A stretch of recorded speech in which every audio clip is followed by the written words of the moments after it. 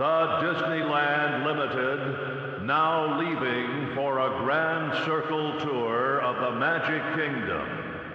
All passengers board.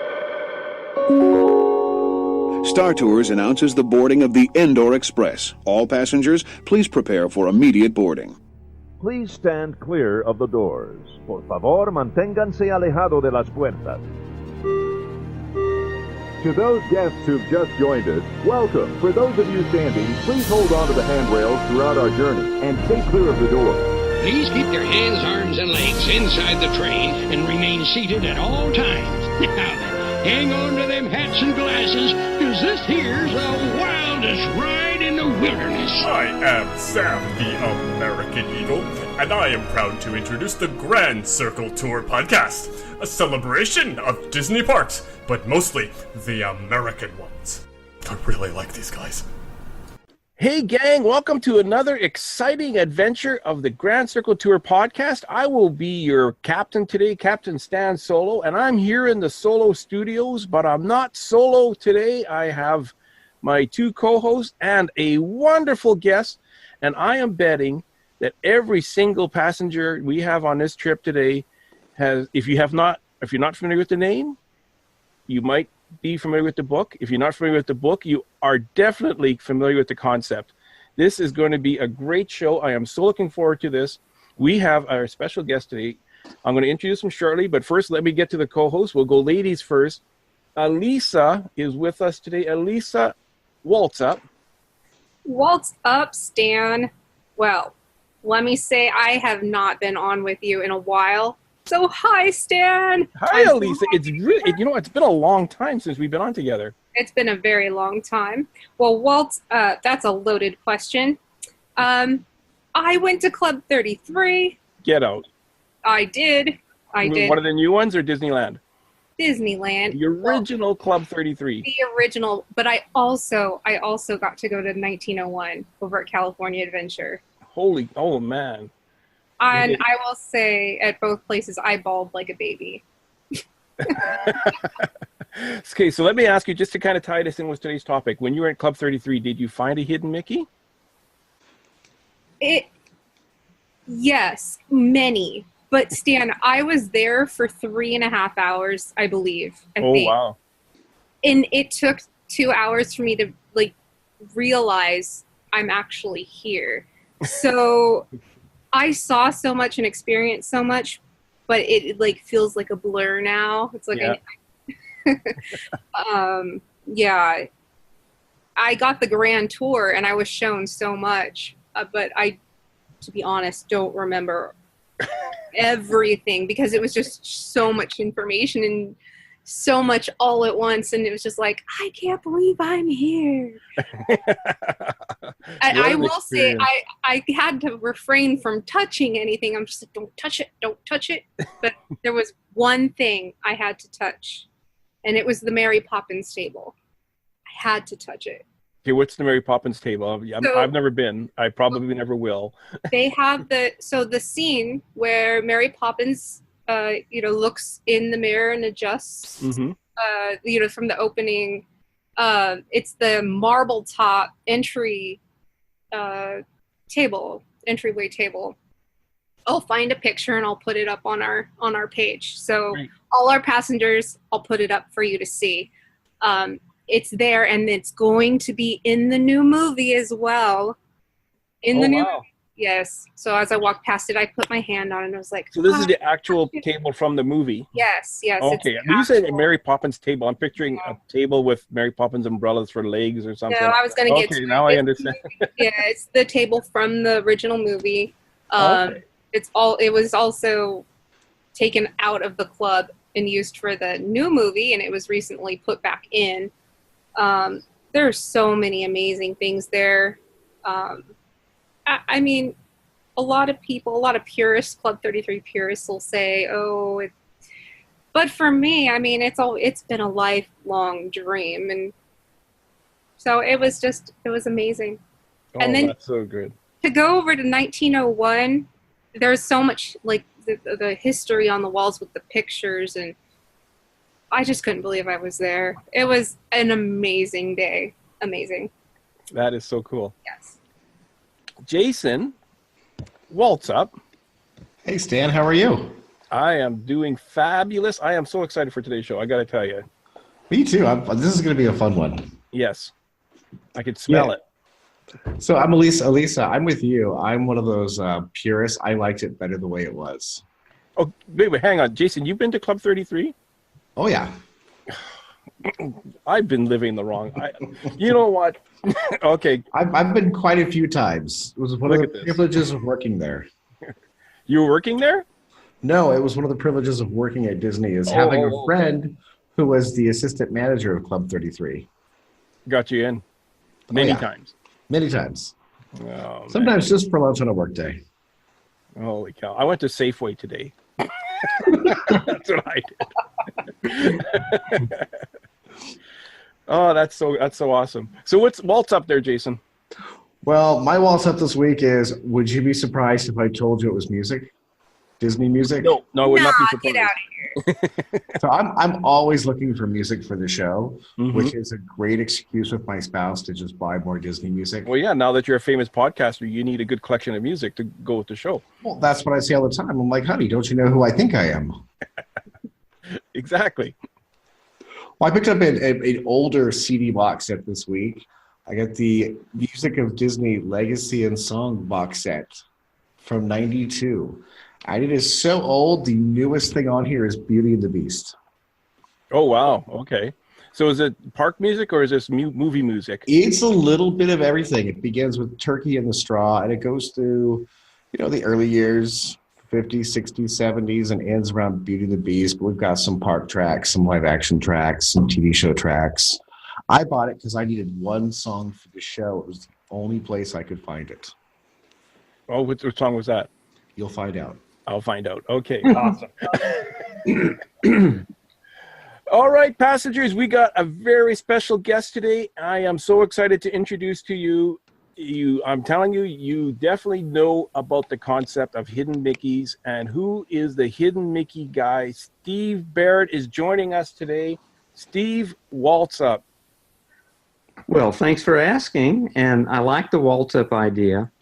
But I'll tell you, with my passion for looking for hidden Mickeys, I get a waltz-up experience frequently when I find new hidden Mickeys. And that's the wonderful thing about Disney. The hidden Mickey game is in full gear now, really for the last few years.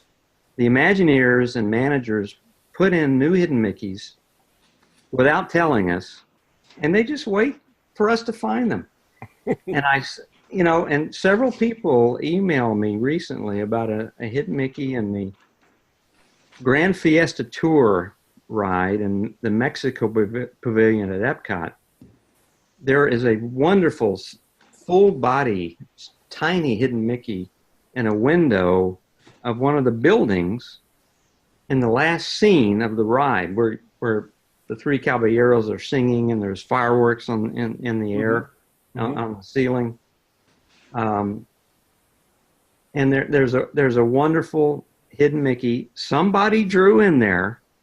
And I imagine one of the managers or Imagineers just asked one of the artists to draw a Mickey image there. It's a black hidden Mickey silhouette, full body Mickey, tiny one, in a window of the building. And that just blows me away when I see these new creations that just pop up all the time. So is this I just found it recently. Is it going to be on the right or on the left? It's on the right side. And so it's before you get to these three caballeros animatronics singing. Well, if you remember that last scene, you're in the boat and you're making sort of an arc around the stage where they're singing. And to your right is a huge, long panoramic view of a city. Yeah. There's all these windows in there. Yes, buildings and light poles and such. About a third of the way along is where you'll find this Mickey.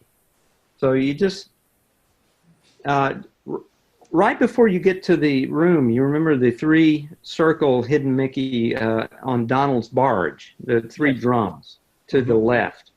Well, once you see that, you start looking to the right at the buildings, probably about a third of the way up to the top of the buildings, and it's just an amazing image. I just love when Disney does this because that would be so exciting. They don't tell anybody. They just wait for us to find them. So that's part of the fun of this game. Oh, that is so cool. Well, I want to welcome you to the show. I've been a huge fan of yours for many, many years. Thank you, pretty Stan. much as long as I've been going to Walt Disney World, because I haven't been going as long as my two co-hosts. They've been going since birth. and I've been going, quite a bit later after that. We want to find out a little bit about your past, your present, and maybe even what you're planning for the future, if you would allow us. Where are you originally from, Steve? I was born in southeast Texas in a town called Beaumont. And I went to high school there. I went to college at the University of Houston, Texas. And I went to college and then went to medical school. I trained as a doctor, and I went to medical school at Baylor College of Medicine in Houston.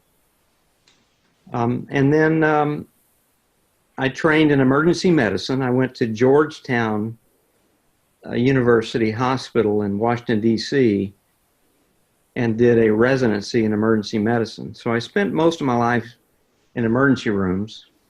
Oh, wow. Practicing. Kind of, I didn't really know much about the rest of the world. I just did my shifts and work and slept, and that's about my whole life. And then in the early, I guess the late 80s, I went to a conference in Orlando. I came to a medical conference because, doctors, as well as many people, have to keep up their credit hours and for their licenses. You got to keep training and studying. Well, yeah, and because the human body is always changing. That's why. Yeah, that's it. So I went to a conference in Orlando, and my wife said, we were going together on the plane. She says, well, why don't we just check into Disney World? We'd never been there. I'd been to Disneyland once when I was a kid. So were you, growing up, were you always a big Disney fan at all? No, not at all. I was, I didn't like even theme parks. I never went to Six Flags or, you were a fan of the Wonderful World of Color back in the day? Oh, I remember that, but I became such a huge fan of everything Disney after I first set foot at Walt Disney World at that conference in Orlando. I've never looked back. I mean, I couldn't believe what I was experiencing there. It was like nothing I'd ever happened to me in life. So at the time I was, I'd been doing research and I'd written articles for books in the medical field, and did journal articles. I did research articles. I love to write. So I started visiting Disney World because I couldn't wait to get back there all the time. I mean, I was thinking about it all the time. And I became pretty good at it, at touring it. And I read everything I could about Disney. Walt Disney, the Disney Company, how they worked. I love just the whole idea of creating something fun for families to do, and not only that, but always going over the top and thinking about the next best thing to do. That's kind of the way Disney approaches things. But anyway, I fell in love with Disney World. I decided to write some books. My first book was actually a touring guide for how to do the parks efficiently. Okay. And I found a publisher. This is back in 2001. And I found a travel publisher, and they're the ones that approached me and said, we like this Disney publishing thing. Do you have any other ideas about publishing books about Disney? I said, well, I've been collecting these I had a bunch of files on hidden Mickeys, and I'd come across them. Reading files, like computer files, or like oh no, just papers in folders. Because I'd come across hidden Mickeys in like the old Disney magazine used to talk about hidden Mickeys, and it was out there. Hidden Mickeys was out there. This was the early '90s, or late. Actually, it was the late '90s. And my publisher said, "Why don't let's try to put that file into a book? But it's not just, we don't want to make it a catalog book." And by the way, that's the current book that's offered on Disney property. Is basically just a catalog. What my publisher said, let's make it a scavenger hunt. Okay. So that's the way my book is. It's a scavenger hunt. You get points for if you really can see these things. And, a 5-pointer hidden Mickey is hard to see, or it's just a lot more elegant than some of the simpler ones. And the scavenger hunts are organized like my old touring plans used to be, an efficient way to do the park. If you wanted to find all the hidden Mickeys in the Magic Kingdom in one day, or Disneyland, that would be very difficult to do unless you really had a plan and you could stay ahead of the crowds and all that, all those kind of concepts. Oh yeah, you can't even get on all the rides in one day. How are you going to find all the Correct. hidden Mickeys? Correct. Well, not every ride has a hidden Mickey. That's true. Yeah, no, that's true. So my first hidden Mickey's book is on Disney World. It came out in 2003. So that's okay. Quite a long time ago. And so I update those books. Walt Disney World, Disneyland, the cruise ships, I update them every other year. And I'm telling you. So let's not get too far ahead. So you're living in Texas this whole time? Oh yeah, I'm going too fast here. I was living in Houston. When I discovered Walt Disney World, I was actually living in Oklahoma City, Oklahoma. That was my first big job out of residency. I was in academics at the University of Oklahoma Medical School, and I was doing research. Mm-hmm. And toward the end of my tenure there, that's when I fell in love with Disney, and some of my fellow doctors kind of looked at me askance. What is this Disney thing with you? Talking about. It's almost like I'm talking to myself when I hear you talking, because that's almost parallel to my Disney experience. Is that right? Yeah. Yeah. Okay, so keep going. Well, Disney was just a great escape for me from the pressure of what I was doing, the stress. I would get back home in Oklahoma, and I would, the ride I would think of most was Peter Pan's Flight in the Magic Kingdom at Disney World. I love that ride so much. And the one at Disneyland's even better, by the way. Yeah, yes. But that ride just always just put me in another zone, and I was relaxed and happy, and that's the way I like to feel, relaxed and happy. So. Jason, did you have a question? Oh, I just wanted to ask you real quick, Stephen. What age were you when you went to Disney World for the first time? Oh, now everybody can do the math. Yeah, I got to do the math. Probably 40, early 40s, maybe late 30s, something in there. 30, yeah, late 30s. Yeah, that's that was my first trip to Disney World. That's kind of my same type of. That's how old I was. Late 30s. Yeah. Well, it's an adult thing too, isn't it? So, yeah, well, I went not with only for kids. My daughter, and we got home, put down the suitcases, and phoned and booked the following year. I didn't even unpack first. I phoned first. We were just there trick-or-treating, so yeah. It is an adult thing. Okay, so at one point, I heard that you do live in Florida now, right? Yes, I moved to Florida in 1998 because I just couldn't stand being not close to a Disney park. Mm-hmm. And I was in Oklahoma. And I was in Texas back and forth at some points. But I told my wife one day, Vicki, I'm an ER doctor. I could work anywhere I want to. I could pretty much find a job wherever I want to live. You know, they're all over the place. Yeah. And she says, okay, where is this going? I said, I want to live in Disney World. So now, was she as enthusiastic as you were? No, you know, my son at the time was a kid, a young kid, and my wife just followed along. I mean, of course they love Disney World in Florida, so it wasn't a big stretch for them to move here. But that's why I moved here in 1998. I found a job in the ER, and I could come to Disney World all the time. And I still, since 1998, I still go to Disney World every other week. Wow. I mean, that is so cool. All the year round. And I never get tired of it. And if I was in California, it'd be the same with Disneyland.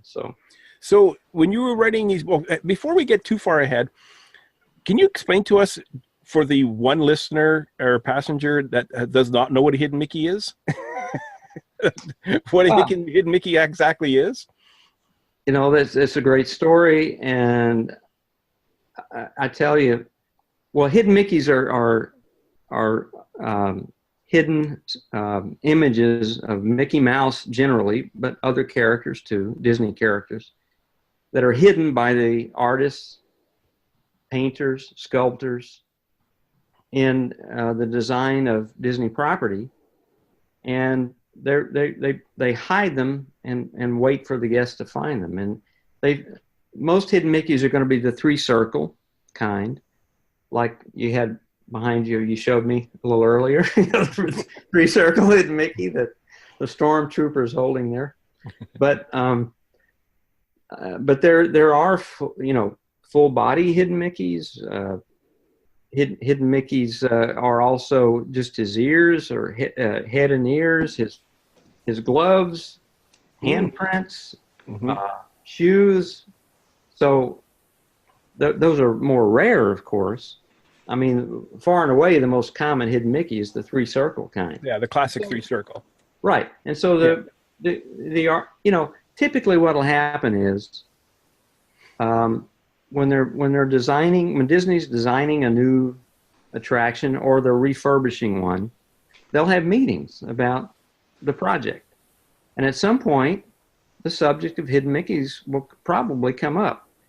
Or the manager or the Imagineer will just approach one of the artists and say, I'd like you to put a hidden Mickey in this rock wall over here. You know, just use your imagination, put a small one in there.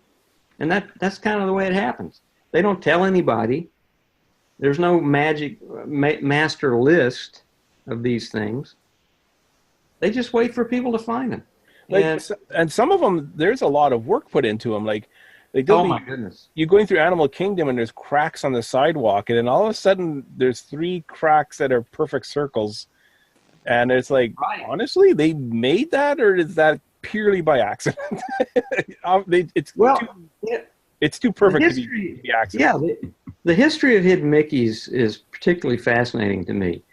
They started, the story goes, and I believe it, because there's some evidence from meeting notes and such. They started in Epcot. When Epcot was being built in the late 70s and early 80s, the Disney management did not want the Disney characters in Epcot because Walt had pictured Epcot as a more adult park. And so the management at that time said, well, Mickey Mouse doesn't belong there. So the Imagineers and artists decided to slip in Mickey. You know, they wanted Mickey there, so they just sort of put him in there, and those rebels, girls, and such, and sort of hid him. They didn't tell anybody they were doing this. And in fact, nobody really knew what was happening for years. Probably the mid '80s, late '80s is when guests and cast members started seeing these things. And a cast member in 1989 wrote an article for the newsletter that cast members get. and I think it's called Ears to Ears or something like that. But wrote an article mentioning what hidden Mickeys were, and that really took off from there. It took a while to build steam, and one of my prized possessions, by the way, is back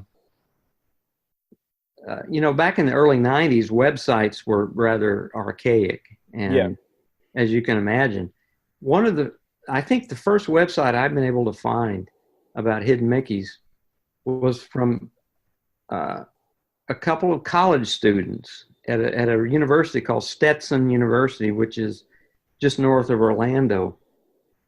They started a website and they were describing hidden Mickeys at Disney World. And I printed off some of those pages from that early website. Those were the first printed hidden Mickeys that I was able to find. It's certainly on websites. Yeah. And and so during the 90s, it really exploded. However, Disney management still was a little bit schizophrenic about hidden Mickeys. They didn't really talk it. They didn't want the guests necessarily looking for hidden Mickeys when they came to Disney World. Okay. In other words, if you were an Expedition Everest, it stemmed from basically rebel cast members, I'm guessing, right? Yeah. Imagineers. Yes. They were revolting about not having Mickey in Epcot. Well, so here's the way the management thought for a long time. If you were in the queue for for Cali River Rapids or Expedition Everest, they didn't want you to look for hidden Mickeys. They wanted you to experience what was going on, in the Himalayas or, in the Flight of Passage, the Avatar world.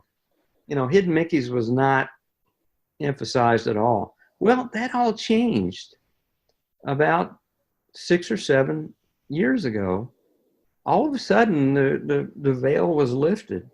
And I think it was a top management sort of overcame their, trying to keep hidden Mickeys under the rug. It's all out in the open now. Yeah. And so, they sell pins with hidden Mickeys on them. Right. Right. Yeah. So, which is wonderful for me because I like talking about them. I like talking to cast members. Imagineers will send me emails time to time telling me, "Hey, Steve, I'm putting a hidden Mickey in the new ride here, and you can't quote me, you can't credit me, and you have to find it yourself. But I'm telling you, there's one there." So, that's the way hidden Mickeys are. And I'll tell you another story about hidden Mickey. This is the way it happens. When Animal Kingdom, Pandora opened, the cast members were told that there were no hidden Mickeys in Pandora. No hidden Mickeys. Well, I gave a little talk to a Disney group here last year, about a year ago, and one of the women came up to me and she said, my son is an artist and worked at the Flight of Passage in Pandora, and I'm telling you, he put a hidden Mickey in that queue. Oh, and, wow. Even though he was told not to, he put one in there. So that's the way it happens. Yeah, it is. There's still a silent kind of. So were you able to find that one? Yes. Oh, okay. Yes. There's some there's some good ones, decent ones in Pandora. Absolutely. So they put them in there despite being told not to. It's Epcot all over again. Yes. Right. Oh, that is so cool. Lisa had an interesting story. She was kind of mentioning to me about your book. Lisa, did you want to share that? Oh, sure. My husband and I, we met in 2011, and of course, Disney was one of the first topics we discussed when we first met. And our second date, we went to Disneyland. Your book was the first thing we picked up. Oh, my And goodness. yeah, so we started, you know, our second date was doing the scavenger hunt for the hidden Mickeys, and it became our thing. So we got passes together, and our dates where we would go to Disneyland, we would collect the pennies and we would do the scavenger hunt. We completed the whole book. And Fantastic. Oh my gosh. so That's you wonderful. had a hand in Well, us, you know, getting Looks like- together and getting married. And So there you go, Steve. I You're bet it's- bringing couples together, and you probably didn't even know it. well, it's the magic of Mickey. I'll tell you what. That's what it is. yeah. And with that, we're going to take a quick short break. We have a little contest to talk about, so take it away, Ken.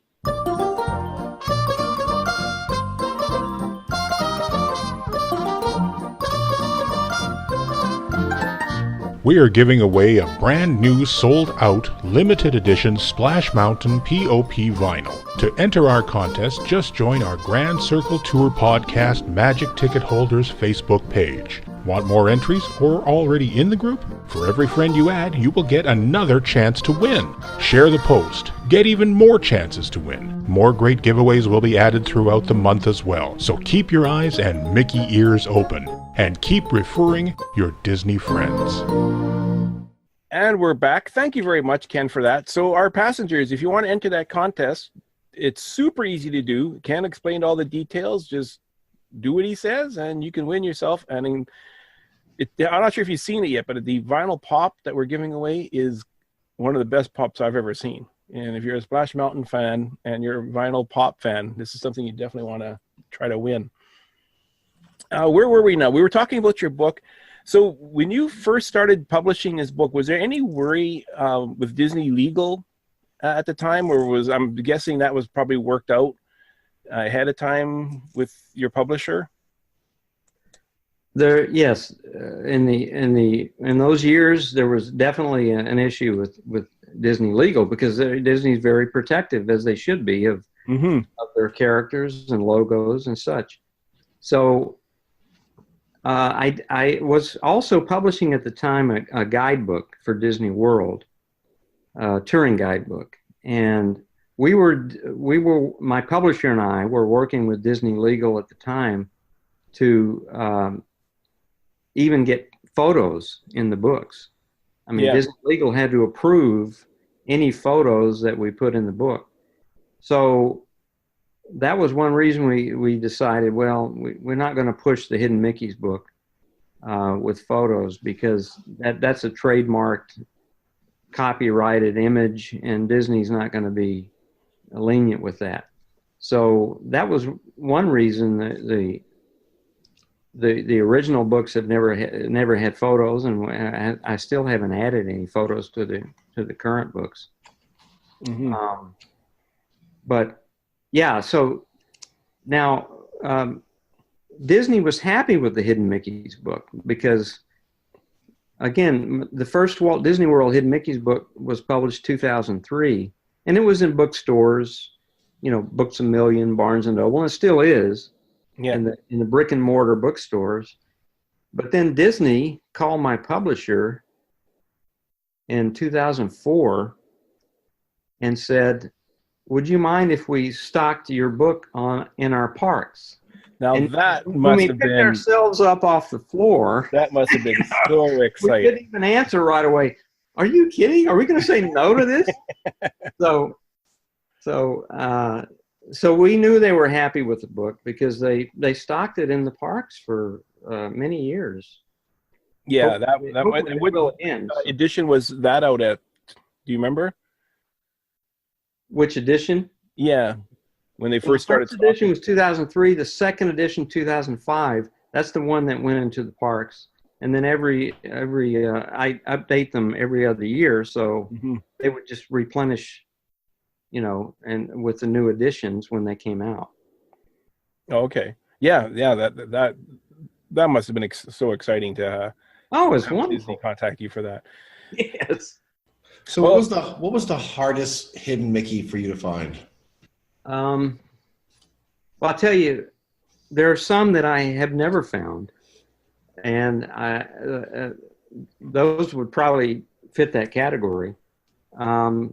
There's one, I'm told, on the, for example, when you're on the dinosaur ride in the Magic Kingdom, there's a hidden Mickey supposedly on the forehead of the first Carnotaur that comes out to try to eat you from the left. And I'm told that you can see it if the ride breaks down or you're walking through, because I've never been able to see it. So, yeah, there are hidden Mickeys like that are so well camouflaged and hidden that the normal guest can't see them. So I don't include those in the book, obviously, because I only put in there what guests can see. Now, I tell you, a really hard hidden Mickey for me to find is my second favorite one of all time, still, and that's the one in the Garden Grill in Epcot, in the Land Pavilion. There's a subtle, sort of almost a holographic kind of hidden Mickey behind a fern in the mural in the Garden Grill. It took my wife a year to see this hidden Mickey.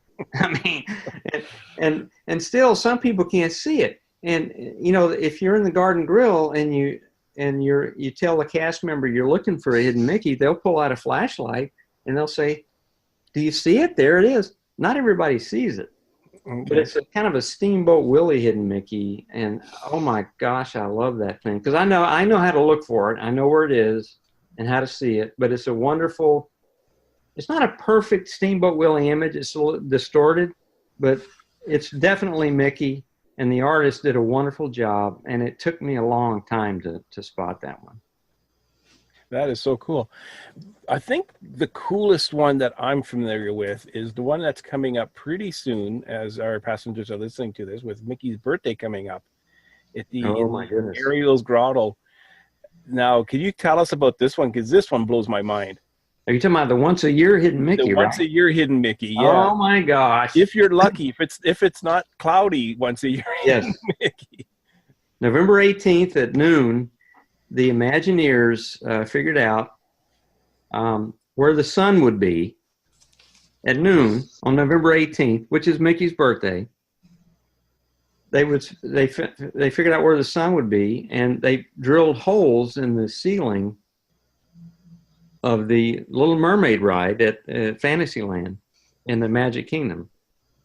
The inside queue, when there's an outside queue and you walk into the cave, the cavern, that's where you see it, and it's not too far in.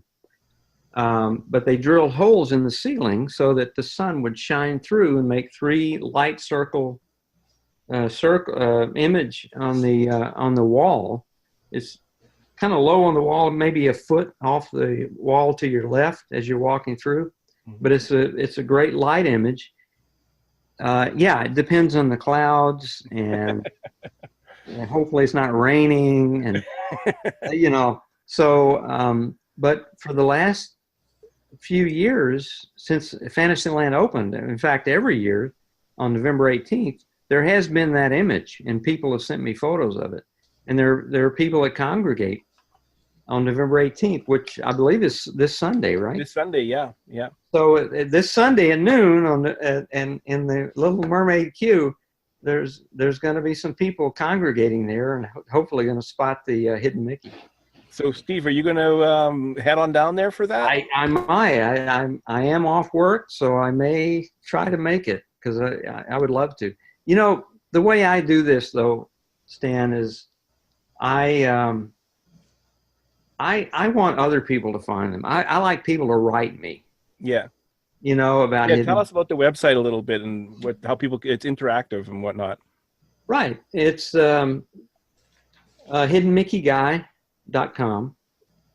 And we revised it a few months ago because it had been around a while and it was breaking apart. It was weighed down with so many images that we streamlined it. But it's still the same concept. If you find a hidden Mickey, or you think you found one, you can submit it to the website, and I'll check it out, and I'll get other people's opinions about it. Because some hidden Mickey images aren't really that convincing. You know, I mean, there's circles everywhere. There's circles everywhere on Disney property, all kinds of circles. Now, which ones make hidden Mickeys is a debate. And in fact, it's not always clear if the Imagineer or manager put it there on purpose. That's really the best hidden Mickey, is if it's clear when you see it, that artist put that there on purpose. And sometimes it's pretty evident that it's on purpose, but a lot of the hidden Mickey images that I get are just sort of fanciful, marginal, wishful thinking images, and they're not purposeful. So yeah, I wait for people to email me, and there's so many hidden Mickey searchers out there. They're a lot better than I am. I mean, these people are amazing. I don't know that I would ever have seen the one in Mexico on the Mexico ride. Well, especially if you don't do the attractions very often. Right. Somebody saw that Mickey in the building. I mean, it was just amazing. I mean, you have to really be studying the detail to find hidden Mickeys like that. So yeah, I wait for people to find them, and then I go look for them. So now if somebody finds a temporary hidden Mickey, which would be, I don't know, mushrooms growing a certain way or something like that. Do you want them to send that to you, or is that sure? Yeah. Yeah, and I'll often put that image on the website so people can enjoy it. That doesn't necessarily make it into the book. Yeah. The ones in the book, I try to, as best as I can, make sure that they're going to be there for the guests to see. And you're right. Some hidden Mickeys are not, that they don't last long. And so that's unfortunate, because there are some good hidden Mickeys that have disappeared over the years or have been vandalized. You know, people are not sometimes very nice with these kind of images. So some are vandalized and destroyed. So the hidden Mickeys that are going to be there for people to see, those are the ones that go into the book. And I credit everybody. If I put an image of theirs in the book, I have a big acknowledgement section in the book where I make sure I put their name in there. So the one the Mexican Pavilion will be in the next edition, probably? Yes. Yeah. Yes. It looks like it's going to be there a while. It's not one of those that's going to go away. Yeah. That's my impression. Now, what happens when they take down an attraction, and with the attraction disappearing, the hidden Mickeys disappear? We recently lost the Chinese theater. Oh yeah, the great movie ride. That's horrible. Raffiki's Planet Watch. Great hidden Mickeys in there. Yeah, Raffiki's Planet Watch had so many amazing hidden Mickeys. Yes. So what happens? They won't be in the next edition if that happens, or what do you do in that case? That's correct. I take them out. Yeah. And by the way, I have an app too, an app for the iPhone. Okay, tell us about that. We had one for the Android that, I don't know, it didn't work out so well. So, but the iPhone one, working with Apple, it's worked out really well. So it's the book material just on the iPhone app. So it's a little easier to carry around in the park. Yeah, I'm definitely gonna have to get that one. I believe right after we're done here, I'm gonna run and get that one. Okay. Yeah, it was just updated last month, by the way. So. Oh, perfect. Now, the Mickey's Runaway Railroad is coming out, and it's been announced that this attraction is going to have more hidden Mickeys than any attraction in the history of Walt Disney Company. We'll Is see. It's going to have its own chapter when it comes out. What are you anticipating? What are you picturing here? Well, I hope there's some great hidden Mickeys. Now, you know, of course, Mickeys that are not hidden, and we all see those. I mean, they're called decorative Mickeys, or, you know, they're just so obvious that you know, anybody could tell that's not hidden. That was just meant for everybody to see. So I imagine some of the images in that ride are going to be more decorative. Mm-hmm. So we'll have to decide which ones are really hidden, to make it worthwhile for the guests to make an effort to find them. Those are the best hidden Mickeys, the ones that are hard to find. Yeah. And you have to know right where to look. Sometimes, I mean, I've been on test track, 5-6 times in a row, sometimes to see some of the hidden Mickeys in there. So, and I try to describe it so the guests can find it the first time through, but that's not always possible, unfortunately. Some of these rides. But yeah, we'll see. I'm sure some of those are going to be really decent hidden Mickeys. Plus, the whole remember I mentioned that hidden Mickeys is out from under the rug now, and people are taking them a little more seriously. Along with that, the quality of the hidden Mickey has improved. I mean, just look at New Fantasyland and the Magic Kingdom. Some of the hidden Mickeys in there are just so creative, like the once a year one we talked about. Yeah, the video that you recently posted with the mural in New Fantasyland with the airplane. Yes, and it's in the middle of the propeller. I looked at that mural I don't know how many times and never noticed that one. Yeah, that's a wonderful hidden. That's a good example. And so, the quality of the hidden Mickey has really been elevated since the early Epcot days, and some of the early ones at Disneyland are they're old, and you could tell not a lot of thought went into them. Mm-hmm. So the current hidden Mickeys, both at Disneyland and Disney World, are just so much more creative than 20 years ago. Yeah. And that's probably what we'll see in the new ride that you're talking about. Yeah, I would imagine so. Jason, you had a question regarding Haunted Mansion? Oh, no, I had a story for you for later. There was a hidden me in the Haunted Mansion once. There was a hidden me for about a week. Oh, my goodness. I gave an employee tour, and I took a framed picture of me, and I stuck it on one of the tables in the ballroom and walked away quietly. I checked every day for a week. It made it about 7 days, and then it disappeared. Do you have a picture of that, Jason? I wish. Oh, that would have been so cool. So there you go. That's how these things happen. You got a guy like Jason who's working in Disneyland messing around where he shouldn't be. And what about something like the Nautilus, which is kind of like a tribute inside the Winnie the Pooh attraction? Is that something that would be considered a hidden thing, or is that? Yes, I mentioned that in the book, and there's another great hidden Nautilus in the outside queue of the Little Mermaid ride. It's a larger image of the submarine.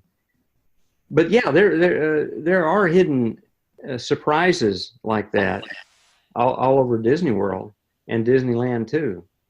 I think one of my favorite is it's not a hidden Mickey, but it's in the Art of Animation food court. Up on the light standard, there's all these clouds, and one of the clouds make a Lightning McQueen from Cars. Yes. And I remember finding that one myself, looking up at it, just having breakfast one day, and I go, wait a minute, that is so cool. There's a clever hidden Sherlock Holmes in the Mr. Toad ride in Disneyland. Oh, wow. A wonderful silhouette of Sherlock Holmes, in the ride. So yeah, Disney does those hidden surprises very well, very well. Lisa, you had something? Oh, I was just going to say one of my favorites, the Eeyore, the parking lot sign. Oh my goodness, yeah, that's hard to see. Have you seen that recently? Years and years ago. But yes, it's really hard to see. Oh, it is hard to see, and I'm afraid. I'm always afraid they're going to move it around and, move it out of sight. I still think I can see it when I'm there. So hopefully it'll stay. So one of the areas that I'm really excited about seeing, it's going to be opening up in both Disneyland and Disney World, is Galaxy's Edge. Now, when you think Star Wars, you generally don't think Mickey Mouse, at least not in the 70s, more so nowadays. There's no way they're not going to have hidden Mickeys in Galaxy's Edge, is there? I think there's going to be hidden Mickeys or hidden images. Yeah. Sure. I mean, it's too much of a fun game. The Mm-hmm. guests are looking for it, and Disney responds to that. And the artists and creators have fun with it. They have fun with this stuff. These hidden Easter eggs kind of thing. Yeah. And so I suspect there's going to be hidden surprises and a few hidden Mickeys. There are in Star Tours in Hollywood Studios. There are hidden Mickeys in there. Mm-hmm. So I think we can count on that happening. I vote for a hidden Mickey Moo. Mickey Moo? Mickey Moo. Anyone remember Mickey Moo from the I Ranch? remember Mickey Moo. Okay, you guys are old Big school. Thunder Ranch. Mickey Moo. Yeah, he was the cow with it had a big old Mickey on him. Okay. Yeah, they used to be he lived in the Big Disneyland. Thunder Ranch. Yes, Yeah. used to be in Disneyland. Oh, you have one in Disneyland. Okay. Well, Yeah. we had a mini. We had a mini. It was natural coloring. We had a Mickey Mouse on the side of the cow. Yeah. In the petting area at Disneyland. Right. We had a cow in Disney World, same way, in Fort Wilderness. Mm-hmm. I did not know about the Disney World one. Yes, in fact, there's a picture. There's a photo of this cow in the Yachtsman Steakhouse of all places. Not on a plate. No, That was bad. I'm sorry. because the cow passed, and they preserved it in photos. Okay. Jason, what did you have there? I wanted to ask Steve, some Disney fans prefer ducks to mice. Other than the Haunted Mansion one, are there any hidden Donalds you can clue us into? So you mentioned the Haunted Mansion, right? Mm-hmm. The Donald chair. Yeah. Yeah, you find Donald various places. Like he kind of makes a rapid, kind of a fast appearance in the film in the Sci-Fi Dine-In Theater Restaurant. You can see him in there if you watch the film. He's also sculpted in the arch, one of the arches that go into the animation courtyard in the studios, Hollywood studios. So yeah, you find Donald various places. Obviously, he's not as common as Mickey. You also find Minnie, Minnie Mouse. You find Tinkerbell.